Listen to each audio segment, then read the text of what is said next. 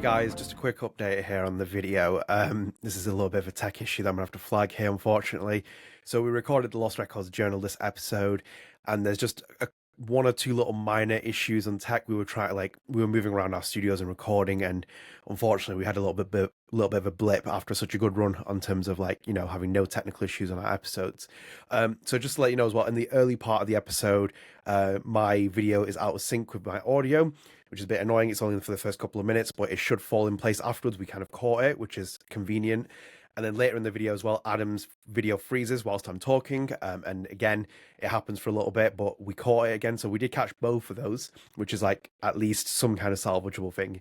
There's just one more thing that I noticed in the editing, which was the fact that we are kind of just a little bit out of sync in the main conversation, just a little bit. It's like maybe 2 seconds or so. So obviously some of the reactions aren't timed, or we do talk over each other. That's just a little bit, I can't do anything about that, but I still think that the podcast episode is salvageable. That's why I wanted to put it out, and I just want to put this, little quick FYI before the episode starts so you can know about it. Obviously, if you're on podcast services and you're just listening to the audio, you should be okay, relatively so. But on the video version, there is just one or two little blips.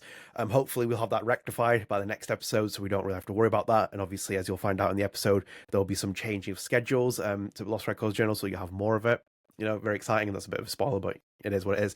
So yeah, I just kind of want to put this video out here and just to let you know as well that these are little issues, and again, apologies for that. It was a bit annoying to see it, and we won't have time later this month to re-record it, which is again really even more frustrating. So I hope you all enjoy that. I hope you all understand. Thank you for supporting the podcast as well. It's always appreciated. Obviously, big plans going forward for this podcast, and we just hit 20 plus followers on Spotify, so really appreciate that. And also a big thank you to Mr. Luc Baghadoust for retweeting the actual podcast on his Twitter. Appreciate that, my good man.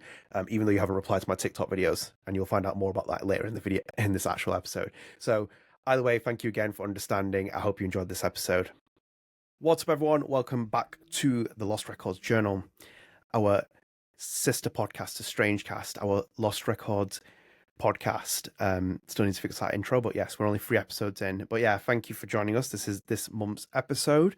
If you are new here, as always, please do consider dropping subscribe on the channel, turn notifications, like the video, share with your friends, help support the channel, helps keep up to date with the channel, helps you follow our Lost Records content. We do both YouTube videos and the podcast, so do follow us on that. And we're available on all podcast services as well. So on Spotify, we have about 19 followers. Thank you very much. Nice. And also 2 ratings on there. And if you haven't rated us already, please do. It helps support the podcast. And we are available on all the other podcasts as well. So Apple Podcasts, and again, Spotify also has the video version. So do follow us on them because you can keep up to date. And as I said, we also host StrangeCast, so you might be here for the first time. StrangeCast is our flagship podcast. It's our Life is Strange, Don't Nod Deck 9 podcast. It also covers Lost Records, so do go and check that out. It's bi-weekly, so you get to keep up to date with all your content on there. So Adam, just to let you know as well, I think I need to give this announcement because I didn't tell you off podcast. I think we should end. I think this podcast and StrangeCast will be ending on podcast services and YouTube going forward, and you'll be able to get it on TikTok in 2-minute video clips instead. That'll be like, I think maybe like 90, 100 That's parts. going to go well in America. Yes. I think it will. I've had some success recently with our Player One versus World TikTok page, which you should follow, by the way, as well. If you haven't, you can keep up to date with us and support us on that.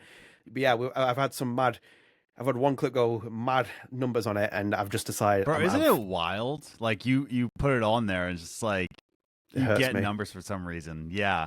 It hurts me so much. So it's it's a clip from the Kylie Brown interview. It has like over 1,000 favorites. It has like close to 12,000 views, which is like 6 times the YouTube video. And I know it's only a 2-minute clip, but still 6 times the YouTube videos.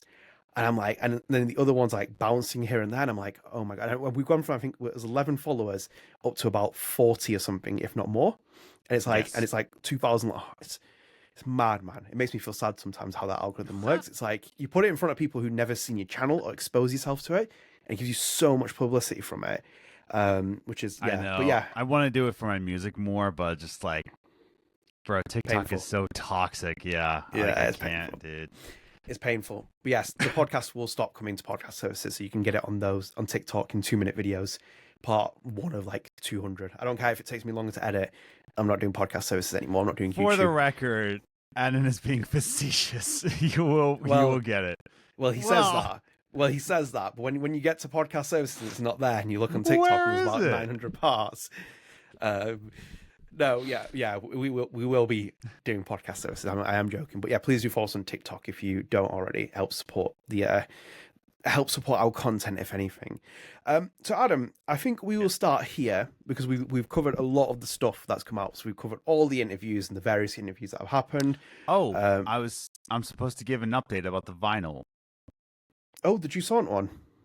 No, I haven't bought it yet.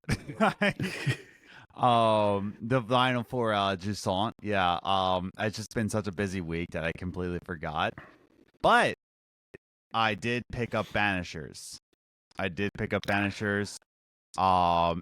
on sale, so I bought it.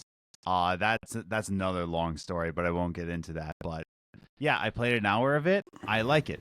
I will have more time this week to play it. So if you want to hear more, check out StrangeCast. But hopefully, I will find time to buy the Jusant vinyl. This week was nuts.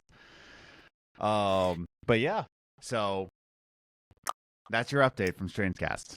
Yeah, you got picked up Banishers, which is quite cool. That's quite a nice pickup. That I will say, dude, the combat is actually nice. Like, it's actually pretty nice. Yeah, it's not like the most satisfying combat, but it's more satisfying than I thought. So like it is a type of game where you can switch between quality mode and performance mode. And I started with quality, and I was like, well, let me do performance. Oh, bro. Oh, stick to performance. Holy crap, dude. It's so nice with the combat. They're going, like, I'll talk about it more in StrangeCast. No, if you get the game, performance mode all the way, dude. It's like not even a question. So that's my small little take. It's a cool update, but yeah, we'll definitely cover that on StrangeCast, so you can follow us on there and check it out. So we are going to be talking about, I'm trying to get my track record, get my mind back on track here because of what happened with the edit, but we are going to basically not cover what we covered on StrangeCast on Lost Records. So obviously go and check that episode out. It's like pretty much a full-on Lost Records episode anyway, where we basically cover the interviews and the lo-fi trailer, etc.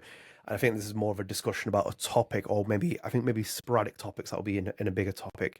But I said to Adam, I was like, maybe we'll wait to talk about Velvet Cove for the time being because we haven't seen the full town yet. We've just seen aesthetic shots within the lo-fi trailer. But I thought we'd talk about the camcorder. It seems like a big emphasis that is being placed on the camcorder, Adam. And we have our kind of like profile on Swann Holloway to an extent. Like we have like the idea that this character is Swann Holloway. We are playing as this character as the main character, and we kind of got a sense of her humor at the end of the trailer, if anything. But I'm just kind of curious, like, where do you think the camera fits in? Because like Michel was talking in those interviews saying like, Max has a camera, Sean has a sketchbook. We've always had like a character in our main games where they have like a central object to who they are. But it's like with those as well, like I think with the first Life is Strange, Max's camera was like for collectibles, but then also for like maybe certain story points where you could rewind time significantly and go into that. And then Sean's sketchbook was mainly collectible / jotting down certain plot points and stuff. And you could even say Max's journal was like kind of a big item for her as well. But I'm just curious, like, do you think we'll see a bit more of a significant evolution with how her camera works? Because I think like, I think like when I see the camera, I think about Outlast, I think about Resident Evil and the videotapes, and I feel like there might even be a bit more emphasis on like if you don't record something in the past, it may dictate and change something in a future conversation with the adults. That's interesting, but you're wrong. No, I'm just kidding. Yeah, no, I do really want to say it's going to be like Outlast. And have like this big emphasis where there's a button where you can take out the camcorder. But I'm also thinking about Michel's style, and Michel's style isn't very much on the way of interactivity. And it's not to say that's a bad thing. Like being interactive in a game is just a style. That's all it really is. But Michel is more about interaction more than interactivity. And I would say that there's going to be maybe sections in a game where the camera is already out and you have to look for something. But I don't. What do you think? Like, do you think it's going to be more interactive, or is it going to be just interactions? Yeah, so I have like kind of that theory of like I don't want it just to be like for collectibles, and it just to be like, we pull it out for like I imagine there might be like a scene where, for example, like Nora is sitting on a cliff and you can record her and it unlocks like a trophy because it's a collectible, because you're Hmm. recording a scene that's happened. But I like kind of what you said, where you can pull the camera out and it does not necessarily what Outlast does, but does like what Batman does, where it's like the detective mode where you can start fixing a Yes. puzzle or something. I'd like that Hmm. if you walked into like a certain location and there's like little pieces you pick up and you record, and I think we talked about this a little bit on StrangeCast, where it's like almost Detroit-esque, where you have Connor and the hostage Yeah. sequence, when he picks Mm. up things and you start like investigating and you pick up clues and it kind of Hmm. comes in together. I feel like there's so much more room for them with Lost Records Blue and Rage, kind of bring in the camera, bring in a more focal point in the gameplay, and then even in itself as well, if that camera doesn't have any superpower. So, for example, like if our character doesn't have a superpower, like Swann, I would kind of be Hmm. happy with it, because it's like there Mm. seems to be an expectation where, like with Max at least, she had a rewind mechanic, so it's like you could rewind time, and that Mm. was kind of like more important than actual camera. I like Swann to kind of just be a bit human, if anything, and she doesn't have a power, and Do you like think that it's not going to be necessarily powers, and I'm not necessarily saying that it's going to be a special camera, but there's spectral readings in the town that only can be picked up with a camera recorder. Like there's still supernatural elements, but we're talking about like only being able to see it through the lens of a camera. I think you've hit the nail on the head because of what happens at the end of that trailer, when she's got the Mm. camera open and she sees the circle. Maybe that's like our gateway into those Oh, sequences. no, I didn't even think about that. Wait, Yeah, hold on. she has the camera open at the end of the lo-fi trailer, Yes. and she's like looking at everything, and it starts going a bit staticky, and we have like alien things. And there's Yes. that terrible notifications there. I need to stop doing that. But do you know, I have like she has a camera open, she's recording things, and it starts going a bit staticky, and it goes like a little bit like Stranger Things esque. And then you also have that circle that appears, the circle that we've kind of seen emphasized in the logo, in all the other parts of like Lost Records so far. Oh, And it yeah, yeah, yeah. starts, On the pipe. yeah, that's what I thought you were alluding to when you said the camera. No. Oh, uh, look at that. Oh, I just yeah, guessed it, and I'm like, maybe because like subconsciously, I've seen the trailer so many times, I'm like thinking like, oh yeah, there's some things, but yeah, like even that, like almost like not necessarily a collectible, but like a clue almost. Like there's yeah. like a spectral reading that is left behind by whatever's in the town of wannabe Pennsylvania. So Yeah. One of the We'll come on to that in a moment with your terribly aged prediction episode. I know. I'm People I'm have been still hurt laughing by about that. that. People have been laughing. I hope that they even position it where they make future games and it's around the state of Pennsylvania. So they pick like states around Pennsylvania, but just intentionally avoid it in every situation, way, shape, or form, just to make sure they don't go In the into it. week since we found out it's in Michigan, I've only slept for 2 hours because I lay awake at night, like just thinking, does Luke and Michel hate me? Like, is it because like maybe because I said Pennsylvania, they just remapped the entire game, like scrap everybody, scrap everything, scrap the environment, or making it in Michigan. It's like, but why? Because Adam thinks it's in Pennsylvania. Yeah. Scrap it all. I hope they make 49 games of Lost Records universe, even long after No, we're gone as well. 49 games that Don't Nod make, and no, and even they make 50, and one of them is in Puerto Rico. and that as well. There you go. So you basically have 49 in all the states, barring Pennsylvania, Puerto Rico's to end it, done and dusted. That'll be like, bang, nail on the head. Yeah. But actually, back on the point anyway, like, that's what I think you've got a really good point there. And I think maybe that alludes to it. I think maybe we see things on the camera, which, do you remember like Max's nightmare sequence in the 5th episode? Where we kind of like go into Yes. like different, maybe that kind of like bleeds into the main game of like Lost Records, Bloom and Rage, but Mm. that's only seen through the camera. So I'd love that, for example, if like almost we have like a bit of a horror situation turns out during the camera, and like it starts playing a different sequence through there, so the mood completely changes. Um, I would be kind of keen on that. Or even That would like, be cool. I just think that maybe like even just in terms of like thinking about it now, I'm not necessarily like having to be like, oh, I hope Swann Holloway has like a significant power where she can teleport or she can fly or she can look through walls and stuff. I kind of like the idea that maybe the camera is just our kind of our superpower, if anything. It's the superpower thing. It's like we all kind of have our own little superpower if we pick up a certain item. So if you do like music, that's your own superpower, where it's like you can make music that other people can't. Okay. And I think like maybe it'd be quite interesting just to see if the camera turns into that, where that is the power essentially, that in there you learn everything, you get all the details, etc., etc. Because obviously I think like I think we've kind of had general conversations about this. This is like a very much a spiritual successor to Life is Strange, and I think that and to take your words, they're towing a line very well here so far, where it's like they're not becoming Life is Strange. It's not a carbon copy of Life is Strange. It hits beats on it, and I've seen like very poor videos online where it's like, is this Life is Strange 4? Is this like, I've Life seen is Strange? that, yeah. Is there too many similarities between Life is Strange and Lost Records? No, there isn't, because I think they've told the line very well so far. Because I think like in itself, you can't say, is it similar? But then we have 4 characters who are our main ensemble. And then every other game that Michel and Luc have made has had 2 main characters. Like we're talking about Life is Strange 1 and 2, not Remember Me. But like, those have always had 2 main characters. We're talking about like, they've changed the entire dynamic where they want 4 characters to kind of be like the nice little quartet. So I feel like they are doing really well for me at the minute, where it's like they're kind of obviously embracing what Life is Strange was and etc. and talking about that. But it seems like we're now moving into a different direction. Like, hey, it is its own thing. It's its different thing. It's like you're not just gonna see, Swann and Max might both be girls and they both like have a camera and stuff and they're both introverts, etc. But they are more than that. It's just like it's not just not a pale imitation that I'm doing of my previous work. So I'd be kind of interested if they do make Swann just normal, because I think like that was an interesting part with Sean. If you like talk about Sean and Max, Sean is like our main protagonist who doesn't have a power. And Sean was like, and I think people weren't really like keen on Life is Strange 2 not having the power given to Sean, because Daniel took the power and you have no control over it. And I like that dynamic, because then you have to kind of dictate the power. So maybe there is a power in the game, but it's like supernatural. So it's like that circle will give us power to an extent, but we can't control it completely. Yeah, and that's the thing. Every time that Michel has a power within a game, it's not necessarily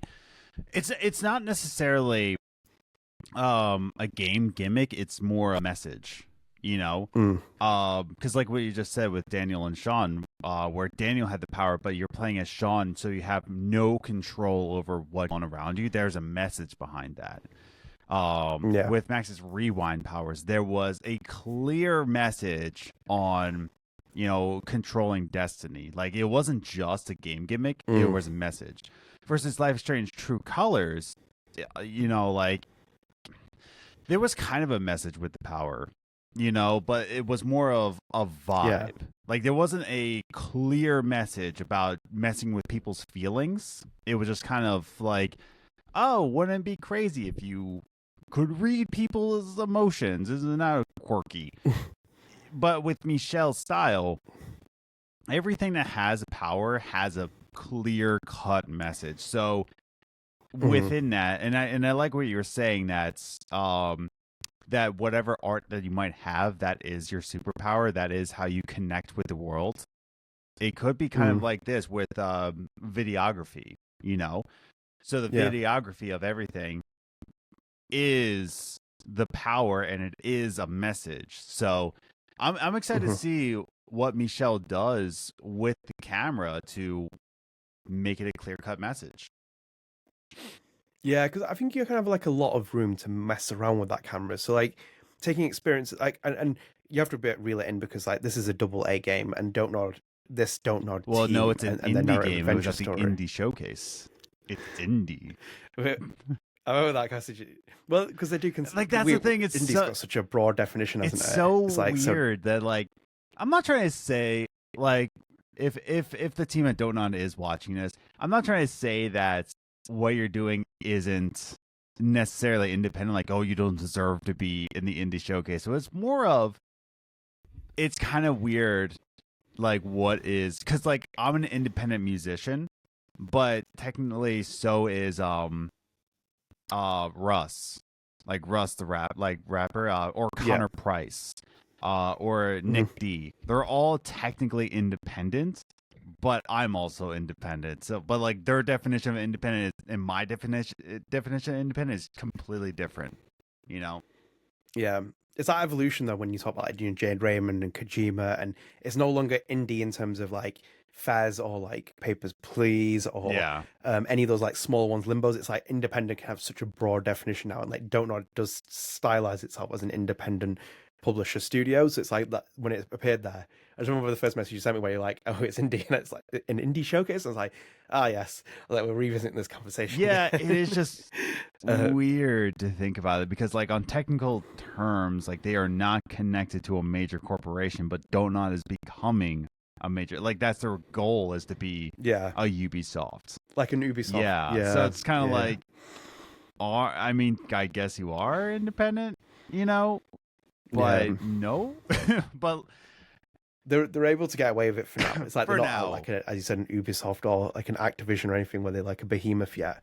But then at that point, if they do turn into those behemoths, it's like then, well, yeah, they're gonna make it. Then you'd be like, nah, we're towing a line here. It's like not a chance.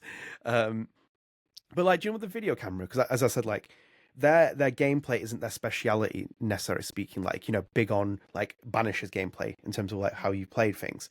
But like the camcorder gives you a lot of room to like mess around with things. So for example, just to take a couple of games, like the story that's told through Resident Evil with the camcorders, like the cassette tapes that we get. There's like the early parts where Clancy enters the house and ruining Resident Evil 7. But it's like you got Clancy entering the house with the camcorder, and you start seeing things through that first person optics and get really great horror elements. Then Outlast, for example, like the camera breaks in Outlast at one point where it gets cracks because it drops down the hole.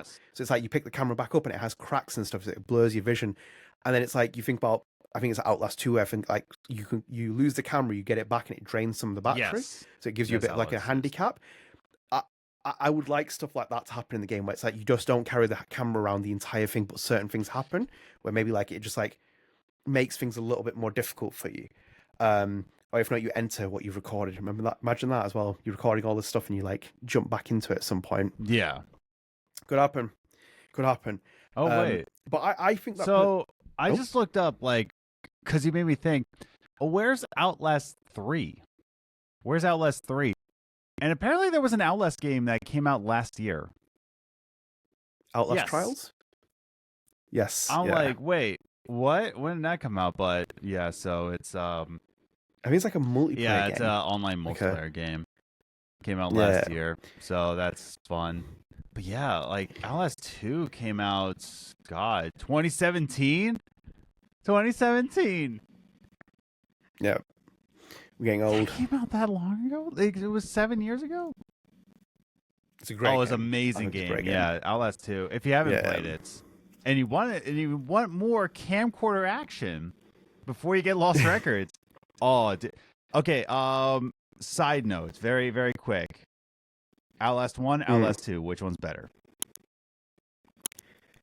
I prefer Outlast 1 just because it feels very much more like Saw-esque. And it's very much like very rustic within that realm. Yeah. Whereas Outlast 2 is more pathway, Yeah, I agree. Like Outlast 2 has its place, but yeah, gun to my head. I want, which again, when did Outlast come out? Cuz that I think Outlast 2 came out, was it a couple of years after? Was it 2020 maybe? Outlast came out 2013.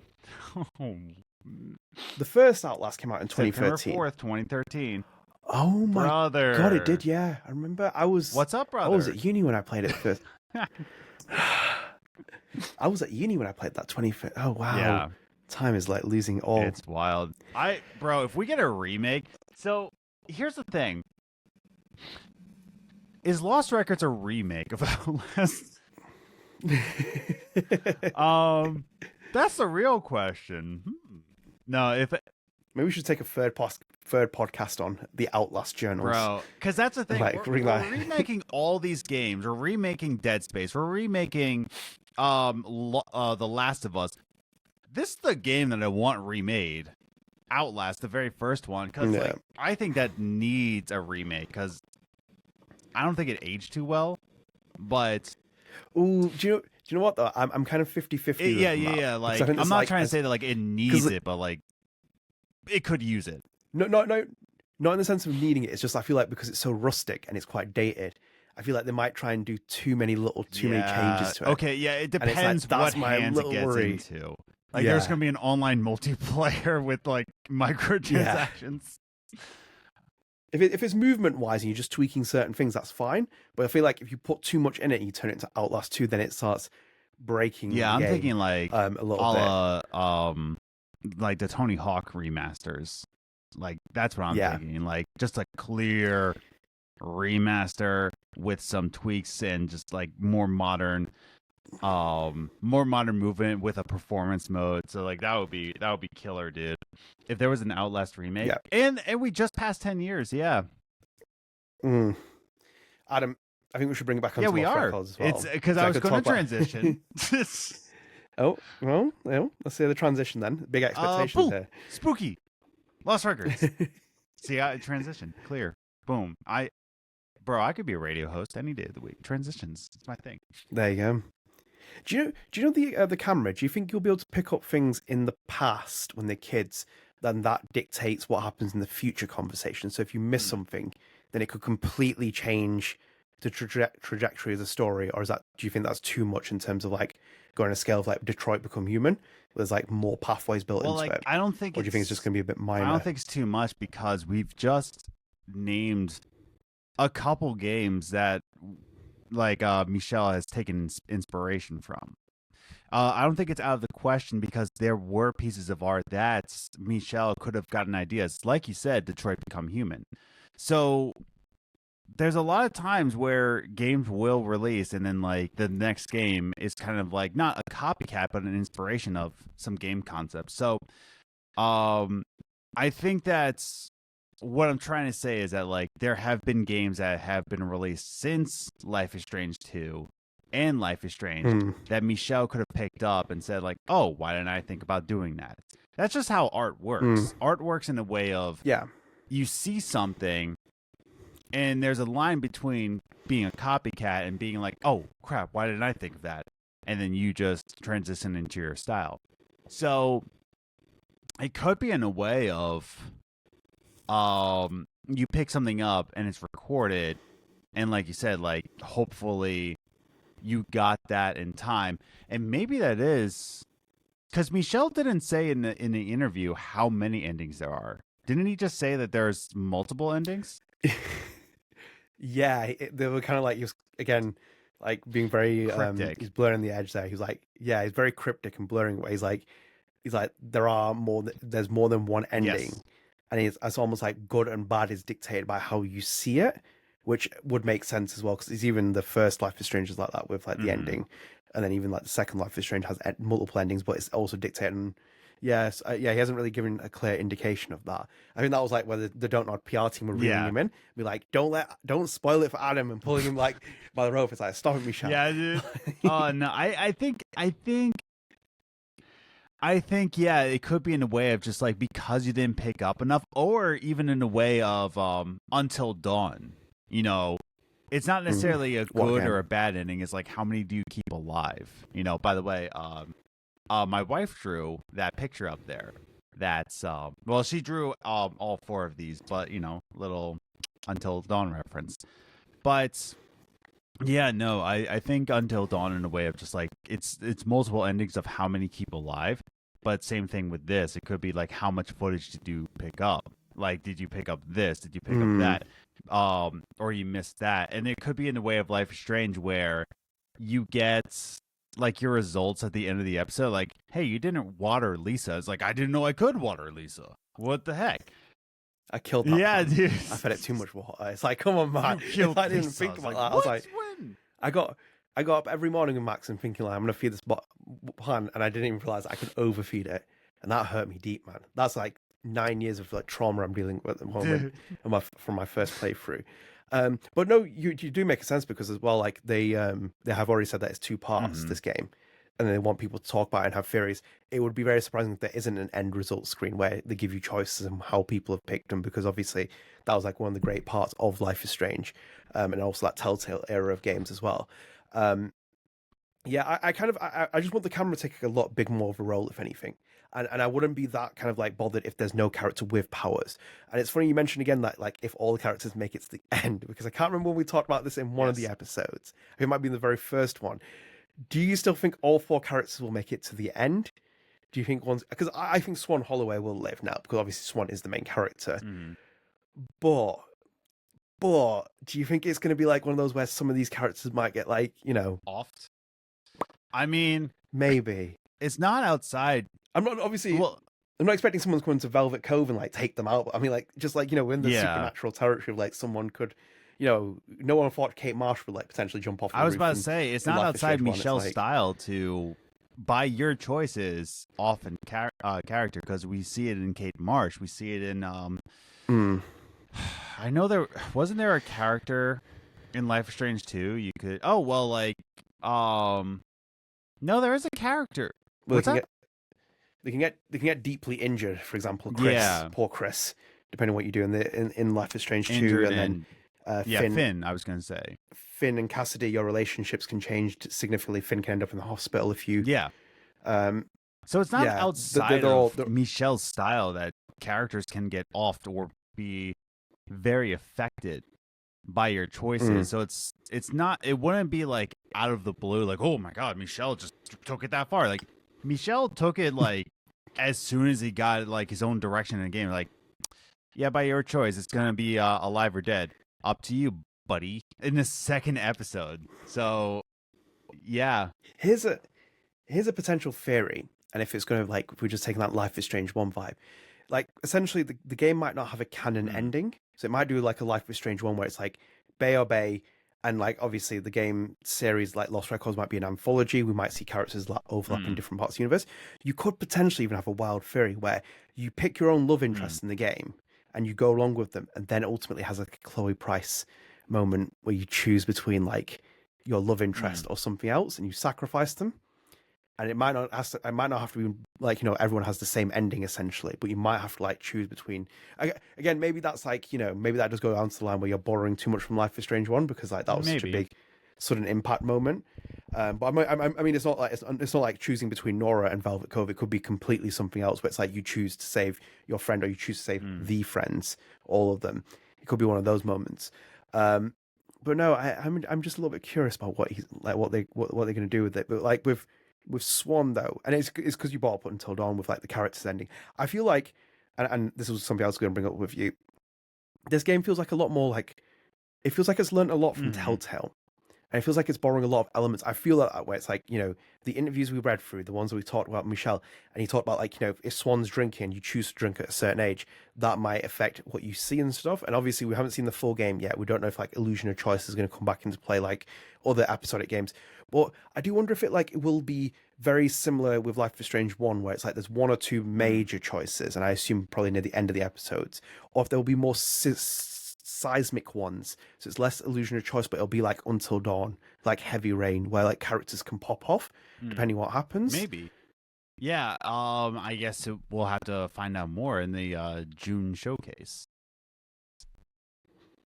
Yeah, I imagine they're going to be there. It's going to be the X. It's going to be the Xbox. You know what? I really hope now that we don't see it at Xbox, because I don't want Don't Nod at all associated with Xbox right now. Yeah, that's a different topic. Bro, did you see? Very very side note. Did you see that? What's her name? The COO, Sarah Bond. Sarah Bond. Sarah Bond was recently on the Bloomberg interview. Oh, dude. They asked her the question of like, so why Tango? And she's like,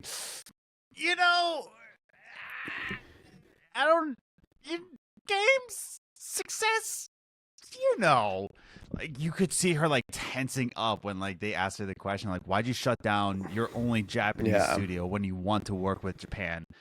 And like she like swallowed like, games are an art form, and it's just like, god dang. It's that conversation, isn't it? Like I'm not taking sides in it. I'm famously going to put myself. I'm not in the sense of like a bigger like, I feel for all the people who have lost their jobs and studio closures and etc. Like I'm trying not to get myself in trouble like I did with the StrangeCast conversation. But like in terms of the Xbox thing, them closing the studios down didn't surprise me in terms of like the business structure of Microsoft, because obviously like Phil Spencer, Sarah Bond, all these people getting in the firing line, obviously, because like Phil has said, we love this studio, we love this great studio, we're going to make loads of games, we're going to give them creativity, and then bang, it's like Microsoft's got rid of them. But from the business perspective, again, I'm not part of the business perspective. I'm not trying to say I side with the business perspective, just to put that out there. It doesn't surprise me that they cut all these studios and close them down and stuff, because like the Xbox division just hemorrhages so much money for Microsoft. It's not a lucrative business. Games Pass has been nowhere near how much money they lost with the Activision deal. Yeah, like they've basically plowed $69 billion of their free cash flow into Activision, and they're obviously gonna have to remake that money. They don't want all the assets, for example. They're just keeping the IPs and all the other stuff that they can use if they need to. It's just bad decisions based off bad decisions. Yeah, because it's like I feel for different positions, because it's like because Phil's always been positioned as the gamer's game boss as he is. He's like, he's tried to always be like a Reggie Fils-Aimé, and it's like Nintendo has a different philosophy compared to Xbox anyway. But it's like them closing all the studios, he's like put himself there where he's like basically getting like he's getting hit with bullets repeatedly. And obviously I'm not defending Phil Spencer, I have no stock in him, but it's like, it's the higher ups from Microsoft who are all making these decisions because they just don't know what to do with the Xbox brand. Because like there's all these reports coming out there. There's internal battles going on about where's the future for. So like it's probably Satney, the owner of Microsoft. CEO. All, like the Microsoft team is battling with Xbox, saying like you've lost that's Microsoft money that you just put into this. So it might not be Phil. It could. There's a lot of different moving parts in Xbox that just like, I don't think Microsoft and Xbox are in the same cahoots as Sony is with PlayStation. It's just like... Yeah, the Sony part was interesting, you said, because like Sony's division is completely different in terms of entertainment, their games consoles, like everything's part of their brand, but there's been talks for like years for Microsoft to spin off Xbox its own like IPO, get it out of like Microsoft's division because it doesn't make as much money. And like that's where like all this came in, because again, I'm not defending Phil Spencer. I'm not defending Microsoft. I have no stock value. I don't even have an Xbox. But it's like I see when it happened, I wasn't surprised, even if you want to call me heartless, because I expected them to cut all this stuff as well, because they're going to basically. I don't know what they're doing with their running of like the games consoles and stuff. I don't know what they actually want to do at this point. I think Games Pass was a big experiment which has not hit the heights of what they wanted. I think they basically wanted like a Netflix style subscriber base for Xbox games. It's just never achieved that. Which so it's like Netflix is actually doing really good for gamers, dude. I canceled my Netflix account. I don't know if this is true, but from what I heard, Netflix you can load up onto your TV app and you can download a controller on your phone. So it's kind of like it's speaking to the gamers, but like this one, I think Microsoft and Xbox just don't agree. And man, I kind of hope that Don't Nod doesn't say like, and we're gonna be on Game Pass. It's like now I'm just kind of like, oh dude, I'm kind of like freaking out now. No, I don't see any chance in hell that Lost Records is anywhere near Games Pass for the time being. Like not after these closers. They're just like, cut the contracts, dude. Get out. I don't even think for sales wise, like because of how this game is. I think that other games might be if they did collaborations like Tell Me Why, where it's specifically designed with Microsoft Studios. But like this is just a Don't Nod game, so it's like, nah, not a chance. Before we wrap up, Adam, as well, one more thing, because StrangeCast is a little bit away. I don't know if we'll bring this into a news topic, but Mr. Luc Baghadoust tweeted as well. I should bring this in as well. He tweeted yesterday. I deleted my Twitter. You deleted it? Well, off my phone. Just the app. Yeah. So Mr. Luc Baghadoust tweeted, and he just put eye emojis, and I'll read it out to you as well. Okay. He put, Don't Nod Michel is currently supervising a VO recording session for Play Lost Records, and what I can say is, whoa. Oh. So a little tease from Mr. Baghadoust. Yeah. Okay. So they are still recording dialogue, which would make sense as well. It kind of gives me a bit more timeline of where this game is going as well. And obviously having the two-part structure. Because, so like, just to put it in that context, because obviously we've seen the mocap, we've seen like the photo from it as well. It wouldn't surprise me if all the mocap is done, maybe. because they did do a very fast mocap on the first Life is Strange, and then the second one wasn't as long either. But also as well, this isn't full body performance capture. This is just body capture, and then it seems like VO work as we've seen before. Which, you know, if it works for them, it works for them, and it does seem to work for them as well. So, you know, can't go wrong with that. Then obviously we have big Philip Bach in the studio with Michel. Yes.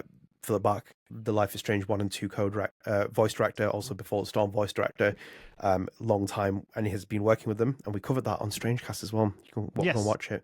You can also see Philip Bach's comment, which is pinned to the video where he's actually appears in it. Yeah. Which I was like, hang on a minute. I was like, hello, you.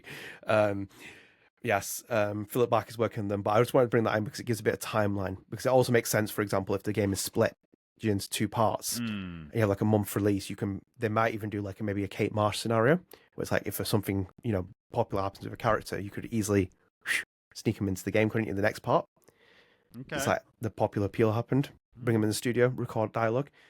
No, I just wanted to bring that in because I thought it was an interesting piece, if anything, from Luke, because it gives us insight into where the game is at, because it ain't anywhere near done. Yeah. We're still a little bit out here from this, but it's like, you know, they're getting VO work done, and it's exciting, and obviously I very much believe Luke teasing that, because, you know, their VO work has always been very good.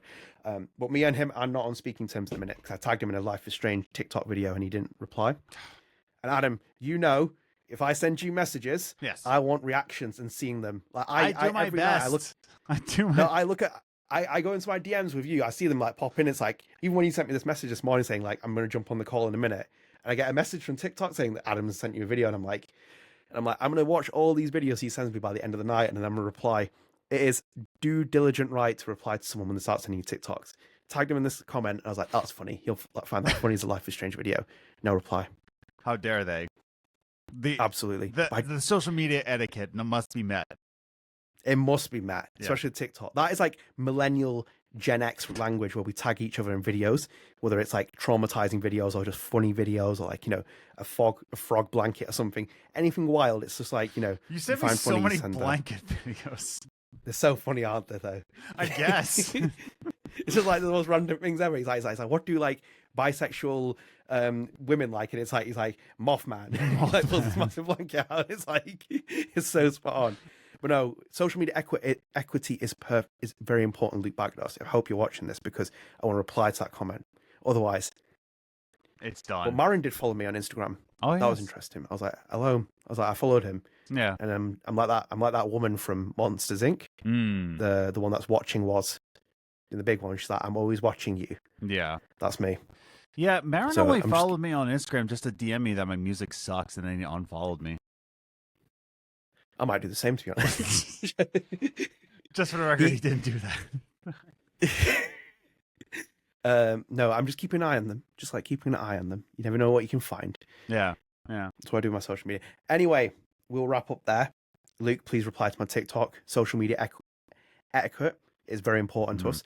But anyway, wrapping up here. I hope you enjoyed the Lost I hope you enjoyed the Lost Records Journal. Stay tuned. We'll be back as well next month. You know, go and follow us on Spotify with the video version. Go and follow us on Apple Podcasts. We're on all RSS feeds, so you can go and check out the Lost Records Journal. Please do give us a rating and subscribe. It helps. And also, if you are new here, and this is how I was meant to start this, please do drop us a subscribe on the channel, turn notifications, like the video, and share with your friends. Helps to support the channel, helps keep up to date with the channel. Both Lost Records videos we do on the YouTube channel and also on podcast services, and all the Life is Strange content and Don't Nod news and Deck 9 news we cover on this channel. So do please stay tuned. Adam, before we go, should we actually make the announcement as well as podcast we talked about in the last StrangeCast? Yes. Scheduling. Yes. So basically, this will turn into a bi-weekly podcast, just for a bit of like, you know, we are just I've roped Adam in, I've pulled him in on the rope and be like, come on, let's go. So we are basically going to go from next month. Yeah, he's been pulled across the pond. We are basically going to turn bi-weekly. So as of next month, Lost Records Journal will run in sync with StrangeCast. So you'll have like a StrangeCast, Lost Records Journal, StrangeCast, Lost Records Journal. So on the week, every single week on this channel, on podcast services, you'll have a podcast from us. That could also be both good and bad for you, depending on if you like us or not. That's a completely different conversation for itself. But you'll have this as a bi-weekly podcast, because I think we're heading towards more news, more releases, so there's more conversations to be had. So Hope you enjoyed that, and obviously, if you are new here as well, go and follow us on podcast services and support us. It helps us. Anyway, let us know your theories in the comments. Let us know what you think about, Swann's camera. Let us know if you think that Luc should reply to me on TikTok. Just message whatever you want. We'll see the comments. But yeah, until next time, guys, stay tuned. We'll be back with another Lost Records journal. Take care, guys. Bye. Peace.